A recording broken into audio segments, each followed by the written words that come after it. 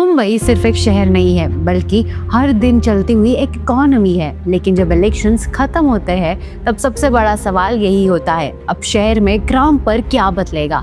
BMC election के results आ चुके हैं और मुंबई में नए लीडरशिप के साथ रीडेवलपमेंट और ट्रांसफॉर्मेशन का काम ऑफिशियली शुरू हो चुका है। इस बार सिर्फ रूटीन रिपेयर्स या छोटे प्रोजेक्ट्स नहीं बल्कि मुंबई के लिए एक कंप्लीट मास्टर प्लान तैयार किया गया है। आज के इस वीडियो में हम डिटेल में समझेंगे कि बीकेसी इलेक्शंस के बाद मुंबई को क्या क्या मिलेगा, कौन से प्रोजेक्ट्स डायरेक्टली कॉमन पब्लिक को बेनिफिट देंगे, धारावी रीडेवलपमेंट और कल्चरल प्रिजर्वेशन का रोड मैप और शहर का मेकओवर प्रैक्टिकली कैसे होगा।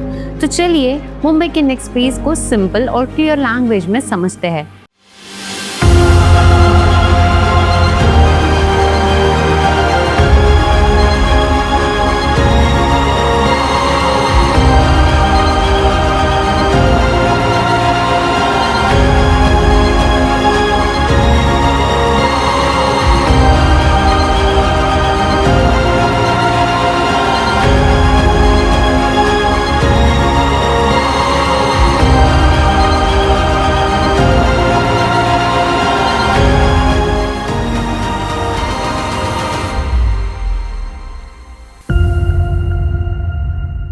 बीएमसी इलेक्शन के बाद मुंबई में सबसे बड़ा चेंज ये है कि डिसीजन मेकिंग और एग्जीक्यूशन एक डायरेक्शन में आ गए हैं। जब म्युनिसिपल बॉडी और स्टेट गवर्नमेंट के गोल्स अलाइंड होते हैं तब प्रोजेक्ट सिर्फ अनाउंस नहीं होते बल्कि एक्चुअली मूव करते हैं।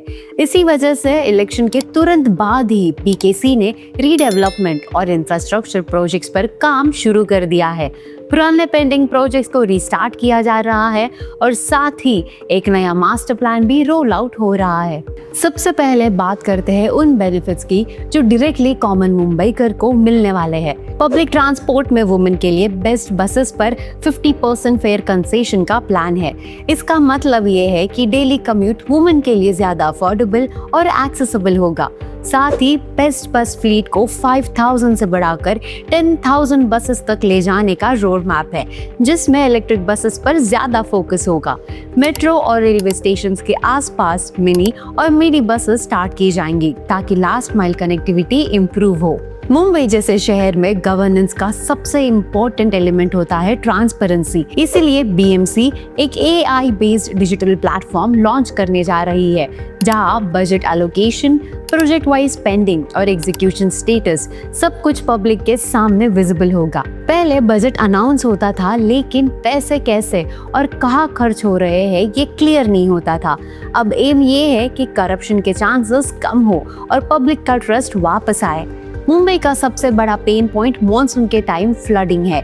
इसीलिए बीएमसी और स्टेट गवर्नमेंट का नेक्स्ट मेजर फोकस है मुंबई को फ्लड फ्री बनाना। इसके लिए ड्रेनेज और पाइपलाइन सिस्टम्स अपग्रेड होंगे। Japanese flood control technology use की जाएगी। 4 बड़े underground water storage tanks plan किए गए हैं। गोल ये है कि हेवी रेनफॉल के दौरान भी मुंबई का डेली लाइफ और ट्रांसपोर्ट सिस्टम रुक ना जाए। धारावी रीडेवलपमेंट सिर्फ हाउसिंग प्रोजेक्ट नहीं है। बीएमसी और गवर्नमेंट का अप्रोच ये है कि घर के साथ एम्प्लॉयमेंट भी मिले। धारावी एक बड़ा माइक्रो बिजनेस हब है और इस रीडेवलपमेंट में स्मॉल बिजनेसेस को अपग्रेड किया जाएगा। लोकल रेसिडेंट्स के लिए जॉब इकोसिस्टम बनाया जाएगा। इससे रीडेवलपमेंट के बाद भी लाइवलीहुड कंटिन्यूटी बनी रहेगी। मुंबई के लिए हेल्थ केयर एक और मेजर फोकस एरिया है। AIIMS एक्सपेंशन के साथ साथ बीएमसी एक digital health card system plan कर रही है। इसमें हर रेसिडेंट का मेडिकल डेटा सिक्योरली स्टोर होगा, जिससे ट्रीटमेंट फास्ट और एफिशिएंट हो सके। इसके अलावा 20,000 स्टॉल्ड बिल्डिंग्स को ऑक्यूपेंसी सर्टिफिकेट्स मिलेंगे। पॉल्यूशन कंट्रोल मेजर्स और ग्रीन इनिशिएटिव्स बढ़ेंगे। ये सब steps directly quality of life को इम्प्रूव करने के लिए है। रीडेवलपमेंट के साथ कल्चर का प्रिजर्वेशन भी इक्वली इम्पोर्टेंट माना गया है।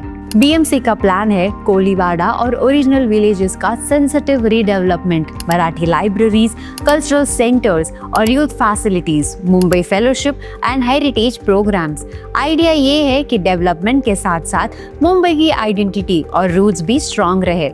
BMC के under Goregaon Mulund link road, sewage treatment plants, water pipelines and road upgrades, इन जैसे multiple infrastructure projects already pipeline में है। इन सब पर डिटेल वीडियोस जरूर आएंगे, लेकिन ये क्लियर है कि मुंबई का इंफ्रास्ट्रक्चर फेज वाइज अपग्रेड होने वाला है।